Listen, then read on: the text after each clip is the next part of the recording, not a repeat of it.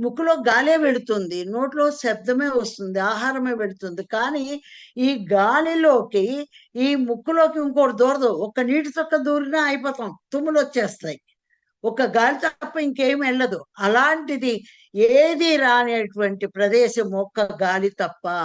ఆ గాలిలో ఈ మౌన శక్తినంతా పెడితే ఇది లోపలికి వెళ్ళి ఆ ప్రాణానికి ప్రాణశక్తిని అందించి మన ప్రాణాన్ని 1కి 10 రెట్లు, 100 రెట్లు, 1000 రెట్లు, 1,00,000 రెట్లు పెంచింది.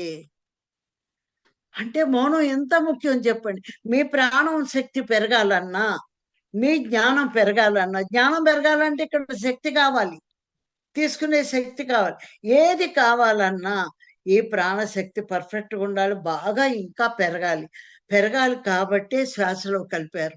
ఆ శ్వాసలోనిది వెళ్ళి ప్రాణానికి శక్తినిచ్చి, ఆ ప్రాణశక్తి ద్వారా సూక్ష్మ శరీరయానం గాని, భౌతిక శరీరం బాగుపడటం గాని, ఇతర లోకాల ప్రవేశం గాని, మరణాంతర జీవితం ఉందా లేదా అని తెలుసుకోవటానికి గాని బోలెడన్ని డాలర్లున్నాయి.